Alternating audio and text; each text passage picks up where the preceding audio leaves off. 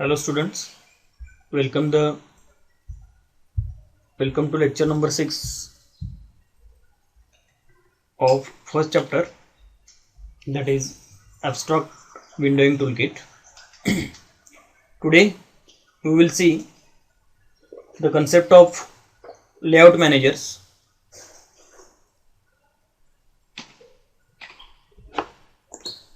So let's start. The layout manager are used to arrange components in a particular manner. Layout manager is an interface which automatically arranges the controls on a screen. Thus, using layout manager, the symmetric and systematic arrangement of control is possible. म्हणजे जे आधी आपण वेगवेगळे component आपल्या ॲपलेट विंडोवर add केलेले आहेत किंवा फ्रेमवर ॲड केलेले आहेत युजिंग ॲड मेथड, ते आपण जर केअरफुली ऑब्झर्व केले तर त्या कंपोनंटची जी अरेंजमेंट आहे ती आपल्याला ते प्रॉपरली अलाइन बऱ्याच वेळा झालेली दिसत नाही. तर जर आपल्याला ते कंपोनंट्स अलाइन करायचे असतील पर्टिक्युलर मध्ये तर आपण सेट बाउंड ही मेथड वापरायचो. सेट बाउंडनं आपण त्याची पोझिशन आणि साईज फिक्स करायचो. हे आपण मागच्या वेळेला बघितलेलं आहे मागच्या प्रोग्राममध्ये की how to use set bound method. मग सेट बाउंड मेथड प्रत्येक कंपोनंटला जर आपण यूज करायचं म्हटलं तर ही एक हेक्टिक प्रोसेस आहे. ती रिमूव्ह करायची असेल तर आपल्याला लेआउट मॅनेजरचा यूज केला पाहिजे. So layout manager is nothing but is an interface which automatically arranges the controls, AWT controls on the screen, and thus it will use to arrange all the component systematically. So there are different various layout managers are there. First is flow layout, second is border layout, third is grid layout, fourth is card layout, and fifth is grid bag layout. तर हे सगळे layout मॅनेजरचे काय आहेत, हे वेगवेगळे type आहेत. तर हे आपण टाईप सगळे वन बाय वन बघणार आहोत. त्याच्यामध्ये the layout manager is set by using set layout method which is come under a layout manager interface. तर याच्यामध्ये जो आपला लेआउट सेट करायचा आहे त्यासाठी आपण जसं कंपोनंट ऍड करण्यासाठी आपण ऍड मेथड वापरतो तसं लेआउट सेट करायचं असेल, हे जे वेगवेगळे लेआउट आहे तर त्यासाठी आपण कोणती मेथड वापरणार आहोत, set layout. Set layout method आपण वापरणार आहोत which is come under a layout manager interface. And it is defined as the syntax of set layout is void set layout layout manager object. जे जे काही वेगवेगळे layout आहे त्याचा आपण काय केलेलं आहे, इथे ऑब्जेक्ट तयार केलेला आहे. void set layout layout manager object.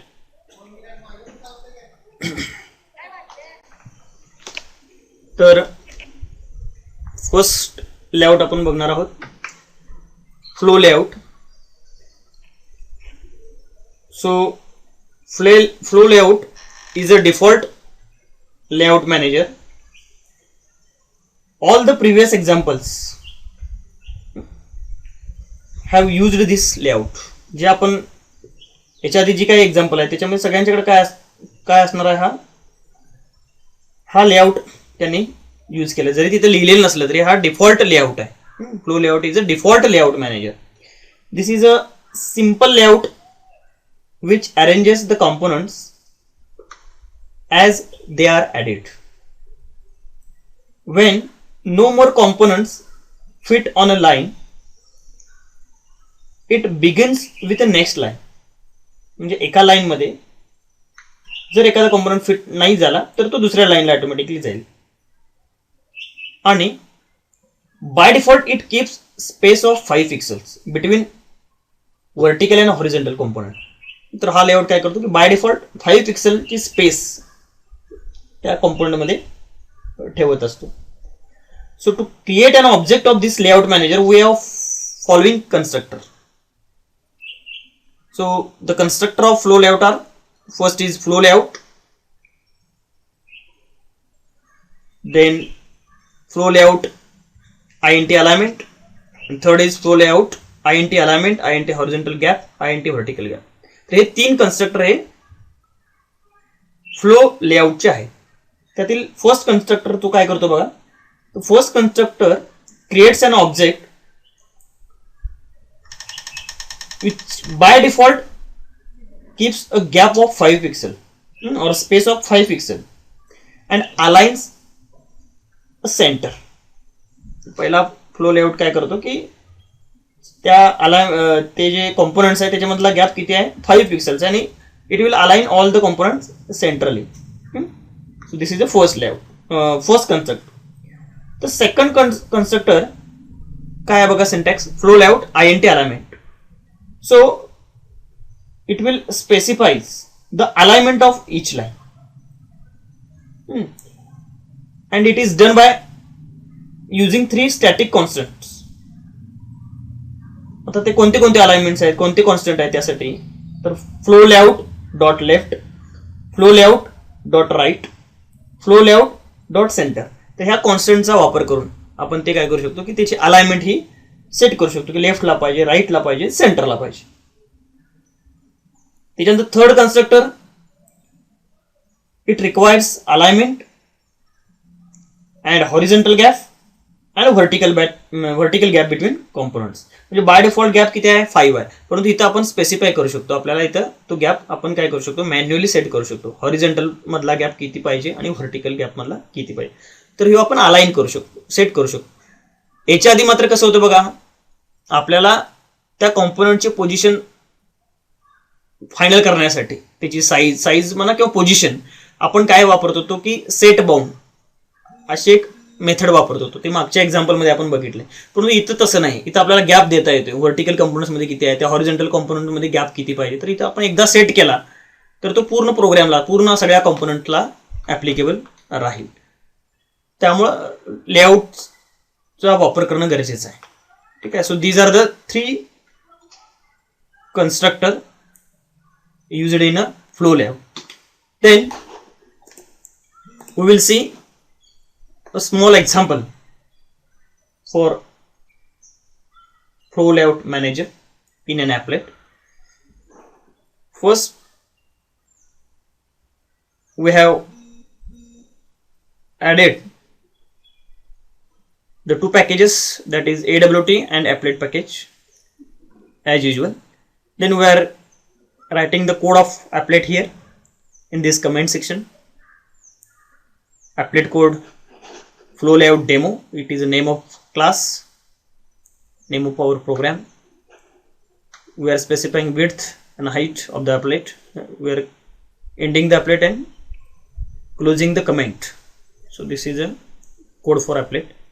Next we are creating the class name, that is flow layout, public class flow layout demo. Flow layout demo is the name of our class. Flow layout underscore demo extends applet. आपण applet वापरणार आहोत म्हणून extends applet. Frame वापरणार असेल तर आपण extends frame करणार आहोत. आणि तिथं कन्स्ट्रक्टर मध्ये आपण सगळे कोड लिहिणार आहोत फ्रेम मध्ये. आणि ह्या applet वापरत असल्यामुळे आपण init मेथड मध्ये आपण जो काही कोड लिहिणार तो init मेथड मध्ये लिहिणार आहोत. First we are creating the object of layout manager flow layout. Flow layout f1 is equal to new flow layout.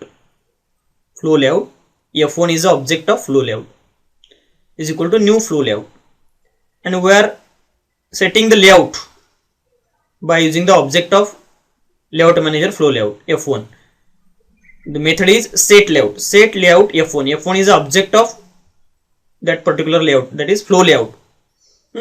म्हणजे इथं काय करणार आहे आपण, प्रत्येक वेळेला जो आपल्याला लेआउट वापरायचा आहे त्याचा ऑब्जेक्ट तयार करणार आहोत आणि युझिंग सेट लेआउट मेथड आपण तो लेआउट सेट करणार आहोत. Set layout F1.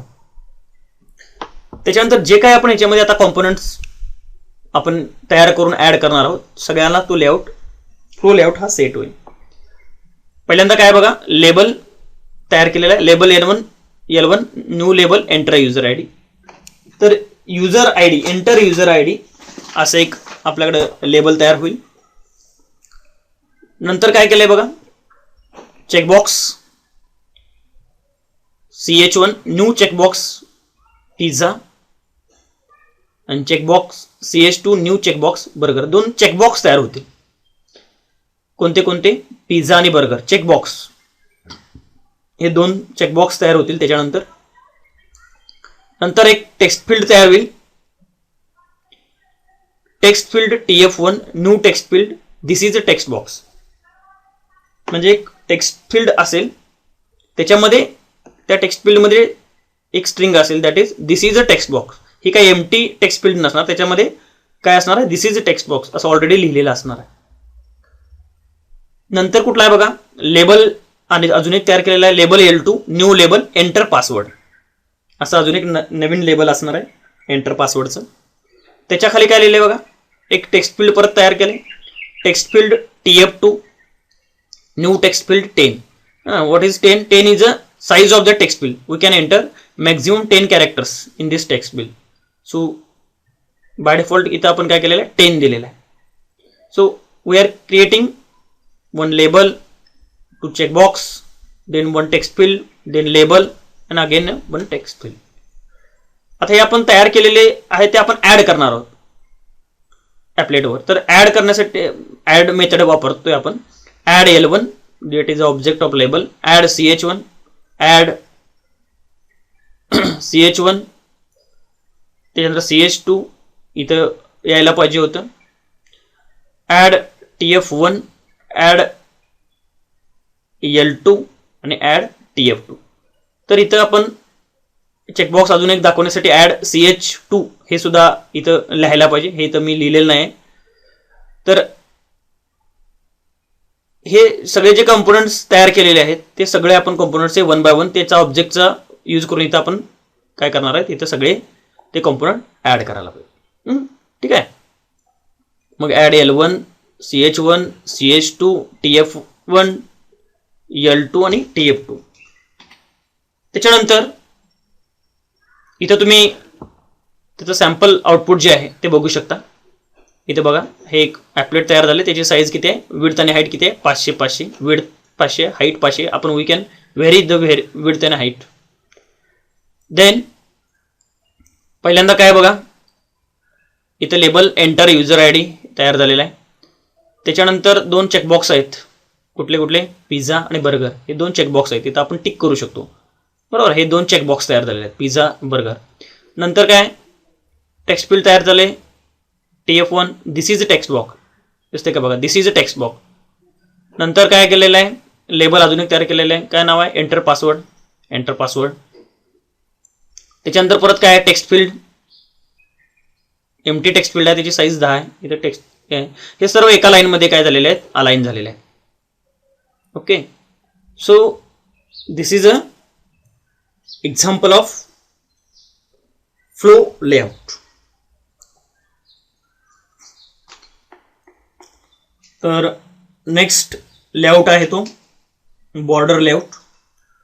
Border layout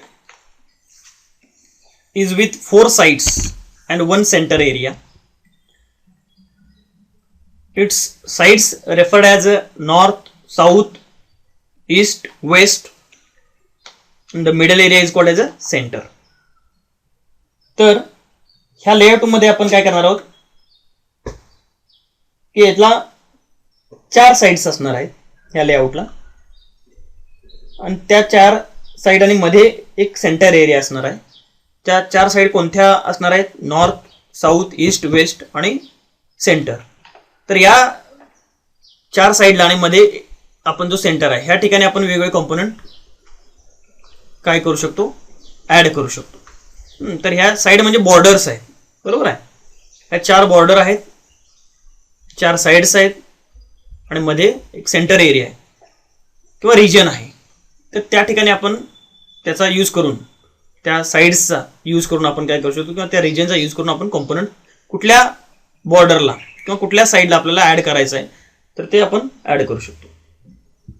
so the constructor of border layout are first border layout with no parameter. This constructor, it creates a default border layout object with a default setting. And second constructor, second काय आहे बघा, border layout int horizontal gap, int vertical gap. So second constructor allows us to specify horizontal and vertical gap or vertical space between components. तर इथं आपण use करून काय करू शकतो की हॉरिझॉन्टल आणि व्हर्टिकल गॅप आपण इथं काय करू शकतो, सेट करू शकतो सेकंड कन्स्ट्रक्टरचा यूज करून, हॉरिझॉन्टल आणि व्हर्टिकल गॅप. त्याच्यानंतर if you want to add components using border layout, we can use methods add. In border layout the add method is used to add components. add he method आपण वापरणार आहोत. ती कशी वापरायची आहे, add components object comma int region. म्हणजे जो आपण बटन तयार करत असेल, लेबल करत असेल, काय असेल तर त्या कॉम्पोनंटचा इथे ऑब्जेक्ट असेल कॉमा रिजन. मग रिजन म्हणजे कोणता असेल, आपला रिजन जर मेन्शन करायचं असेल तर ते कोणते रिजन्स आहेत, तर ते border layout specifies these regions with help of some constant like border layout dot centre, border layout dot south, border layout dot east, border layout dot west आणि बॉर्डर लेआउट डॉट नॉर्थ. तर ह्या कॉन्स्टंटचा use करून आपण हा जो component आहे तो कुठल्या रिजन मध्ये आपल्याला ऍड करायचा आहे तर त्या ह्या कॉन्स्टंटना आपण त्याचा यूज करू शकतो. Border layout dot centre, border layout dot south, border layout dot east, border layout dot west, border layout dot north. इथं तो रिजन म्हणजे हे सगळे कॉन्स्टंट आहे. त्याच्यानंतर आपल्याला त्याचा एक एक्झाम्पल बघायचा आहे. इथं परत आपल्याला सुरुवातीला इथं पॅकेज ऍड करायचे आहेत. Import Java dot AWT, import Java dot applet dot star, हे दोन पॅकेज सगळ्या आपण सगळ्या प्रोग्राममध्ये वापरणार आहोत. त्याच्यानंतर ॲपलेटचा कोड लिहिणार आहोत, applet code, border layout, demo, width, height, हे सगळं ॲपलेटचा कोड जो आहे तो लिहिणार आहोत कमेंट सेक्शनमध्ये. आणि पुढं public class border layout demo extends applet, as usual class name extends applet. आणि आता आपली जी मेन मेथड आहे ती पब्लिक व्हॉइड इनिट. इथं आपण सगळे काय करणार आहोत, मेन कोड आपण लिहिणार आहोत. इथे काय केलंय बघा, इथं परत मगाशी फ्लो लेआउट सारखंच बॉर्डर लेआउटचा ऑब्जेक्ट तयार केलेला आहे B1, न्यू बॉर्डर लेआउट,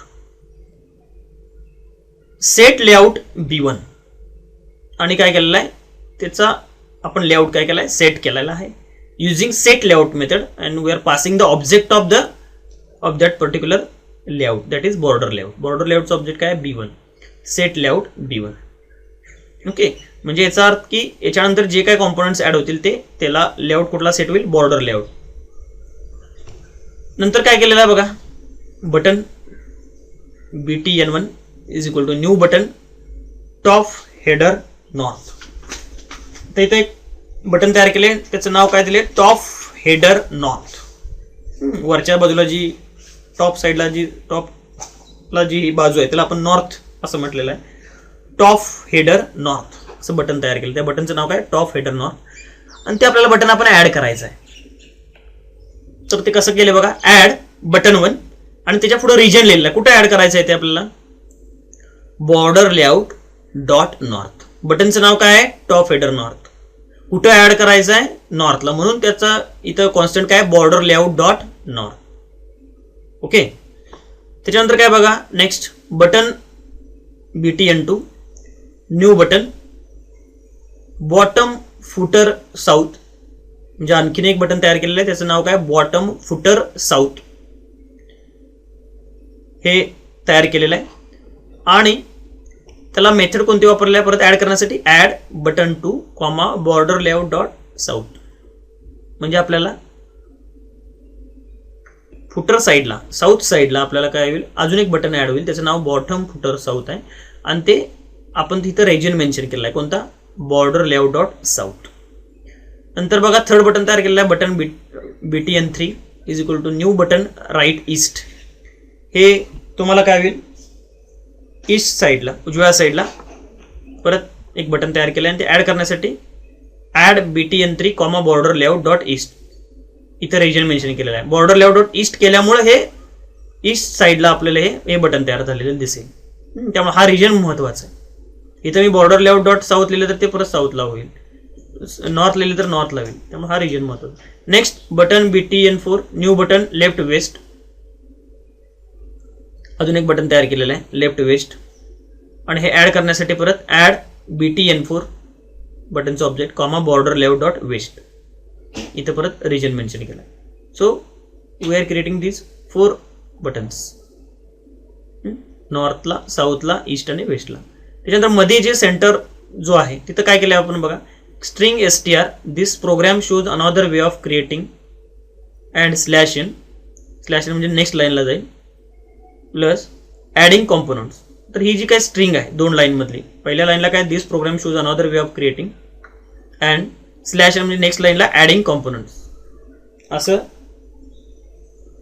तुम्हाला काय होईल, सेंटर म्हणजे ही जी स्ट्रिंग आहे ती आपल्याला सेंटरला घ्यायची. तर कशी घेतलेली आहे बघा, परत add method add new text area str, add new text area str comma border layout dot centre. म्हणजे इथं आपण काय केलेलं आहे, सेंटरला एक टेक्स्ट एरिया ऍड केला आहे आणि त्याच्यामध्ये ती स्ट्रिंग कोणती आहे, ही स्ट्रिंग आहे, न्यू टेक्स्ट एरिया str. आता याचं जर तुम्ही आउटपुट बघितला तर आउटपुट बघा ते दिसेल. इथं आपण पहिल्यांदा काय केलेलं आहे, टॉप हेडर नॉर्थ, नंतर काय केलेलं आहे, बॉटम फुटर साऊथ, हे बटन इथं ऍड केलं, बॉटम फुटर साऊथ. नंतर काय केलं बघा, ईस्टला राईट ईस्ट, हे राईट ईस्ट. नंतर काय केलेलं ऍड केलेलं आहे लेफ्ट वेस्ट, बरोबर आहे, तिथं हे लेफ्ट वेस्ट. आणि सेंटरला इथं काय केलेलं आहे बघा, एक टेक्स्ट एरिया ऍड केलेला आहे. आणि त्याचा लेआउट म्हणजे बॉर्डर लेआउट सेंटरला काय असणार आहे आपला, हा टेक्स्ट एरिया असणार आहे. परंतु तो एम्प्टी टेक्स्ट एरिया नसून तिथं परत आपण एक स्ट्रिंग घेतलेला आहे. ही जी स्ट्रिंग जी आहे दिस इज प्रोग्राम, तर ही स्ट्रिंग इथं तुम्हाला ऍड झालेली दिसेल. So this is a sample output of border layout program. येते का लक्षात बघा. नेक्स्ट लेआउट कोणता आहे बघा, grid layout. So grid layout position the components in 2 dimensional grids. इथं आपल्या काय करणार आहोत, जे कॉम्पोनंट्स आहेत ते ग्रिड मध्ये आपण सेट करणार आहोत. तर याच्यासाठी कन्स्ट्रक्टर कोणते कोणते आहेत बघा ग्रिड लेआउटचे. First grid layout with empty parameter, no parameter. त्याच्यानंतर second grid layout INT rows INT columns. Third आहे grid layout INT rows INT columns INT horizontal gap INT vertical gap. तर याच्यामधला पहिला कन्स्ट्रक्टर जो आहे with grid layout with no parameter, it creates default grid layout. It creates default grid layout with a single row and column. मग हे काय होईल, फक्त एकच रो आणि एकच कॉलम मध्ये काय होईल, त्याची विंडो ॲपलेट विंडो डिवाइड होईल. फक्त एकच रो आणि एकच कॉलम जर आपण त्याला पॅरामीटर दिले नसतील तर. नंतर सेकंड कन्स्ट्रक्टर बघू. सेकंड कन्स्ट्रक्टर जो आहे it will specify INT rows and INT columns. Grid layout INT rows and INT columns. It allows specifying the number of rows and columns. याच्यामध्ये मात्र आपल्याला किती रोज पाहिजे, आपल्याला त्या विंडोमध्ये किती कॉलम पाहिजे आहेत हे आपण मेन्शन करू शकतो. रो आणि कॉलमची संख्या आपण इथे देऊ शकतो. तर त्याच्यानंतर थर्ड काय बघा, थर्ड आहे तो grid layout INT rows INT columns INT horizontal gap INT vertical gap. याच्यामध्ये आपण थर्ड फॉर्म मध्ये काय करतोय, it specifying rows and columns and also the space or the gap between the components, तो हॉरिझॉन्टल असेल आणि व्हर्टिकल असेल. तर हॉरिझॉन्टल आणि व्हर्टिकल जो स्पेस आहे किंवा गॅप आहे त्या कॉम्पोनंट मधला, तर तो स्पेसिफाय आपण इथं करू शकतो थर्ड कन्स्ट्रक्टर मध्ये. त्याच्यानंतर आता याचं एक आपण सॅम्पल एक्झाम्पल बघू. इथं बघा परत इथं सुद्धा आपल्याला काय करायचं आहे, इम्पोर्ट जावा डॉट AWT घ्यायचा आहे, इम्पोर्ट जावा डॉट ॲपलेट घ्यायचा आहे, दोन्ही पॅकेज घ्यायचे आहेत. त्याच्यानंतर ॲपलेटचा कोड जो लिहिलेला आहे तो लिहिलेला आहे, ॲपलेट कोड ग्रीड लेआउट डेमो हे आपल्या प्रोग्रामचं नाव आहे, क्लासचं नाव आहे. विड्थ स्पेसिफाय केलेलं आहे, हाईट स्पेसिफाय केलं आहे, विड्थ 500 आहे, हाईट 500 आहे, ॲपलेट एंड केलेला आहे. Public class grid layout demo extends applet as usual. We are using applet, so extends applet. Then we are writing the main code in the void init method. Init method मध्ये आपला जो काही code आहे तो लिहायचा आहे. तो code बघा, तो कोड आहे तो बघा, grid layout z1 is equal to new grid layout 4 3. म्हणजे याच्यामध्ये काय करणार आहे आपण, याच्यातले नंबर ऑफ रोज आणि नंबर ऑफ कॉलम्स मेन्शन केलेला आहे. म्हणजे त्या ग्रीड लेआउटला मेन्शन काय केलेलं आहे, नंबर ऑफ रोज आणि कॉलम्स मेन्शन केले. म्हणजे या ग्रीड लेआउट मध्ये काय असणार आहे की रोज किती आहेत, 4 आहेत आणि कॉलम्स किती आहेत, 3 आहेत. लक्षात येते काय बघा, ग्रीड लेआउटचे कॉलम्स किती आहेत, रोज किती आहेत, 4 आणि कॉलम्स किती आहेत, 3. त्याच्यानंतर आपण काय केलेलं आहे, लेआउट सेट केलेला आहे. सेट लेआउट G1 यानं काय केलेलं आहे, लेआउट सेट केलेला आहे. नंतर काय केलेलं बघा, आपल्याला काय करायचं आहे की इथं आपण आउटपुट बघू शकतो. याच्यामध्ये आपल्याला काय करायचं आहे की 1 to 9 असे आपल्याला बटन तयार करायचे. 1 2 3 4 5 6 7 8 9 असे अंक असलेले बटन तयार करायचे. मग प्रत्येक वेळेला एक बटन ऍड करायचं, परत ते क्रिएट करायचं, ऍड करायचं, परत क्रिएट करायचं, परत ऍड करायचं, हे हेक्टिक प्रोसेस आहे. त्यासाठी आपण थोडंसं शॉर्ट केलेलं आहे. त्यासाठी आपण फॉर लूप वापरलाय. For int i is equal to 1 i less than 9 i plus plus. आणि इथे एकदाच मेथड वापरले, add new button the empty string plus I. त्यामुळे काय होईल की जे बटन्स आपण तयार केले, म्हणजे इथं न्यू बटन म्हणजे आपण काय करणार आहोत, तयार पण करणार आहोत आणि ऍड पण ऍट अ टाइम करणार आहोत. लक्षात आलं येते का बघा, बटन तयार करून त्याच वेळेला आपण ते बटन ऍड करून त्याच्यावर काय करणार आहोत, नंबर असाइन करणार आहोत. म्हणजे पहिल्यांदा 1 असेल, एक बटन तयार होईल त्याच्यावर 1 होईल, नंतर कुठला असेल 2 बटन तयार होईल त्याच्यावर 2 असाइन होईल, नंतर 3 होईल, असं हे 9 पर्यंत जाईल. परंतु हे करताना एका रो मध्ये फक्त म्हणजे पहिल्या रो मध्ये किती असेल, फक्त कॉलम इथे किती आहेत, 4 रो आणि 3 column.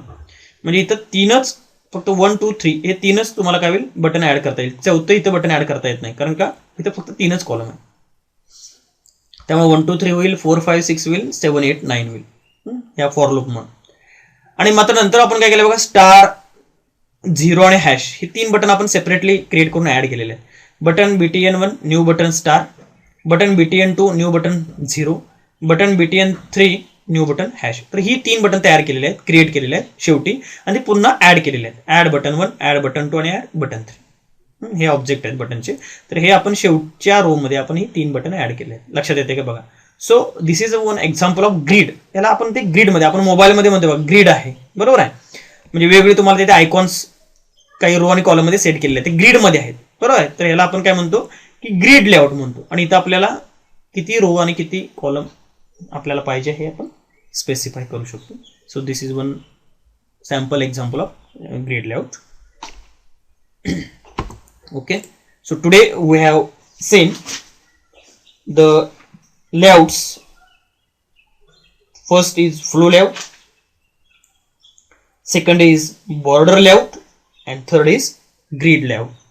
And we have seen the example or the program of each layout. Okay, thank you.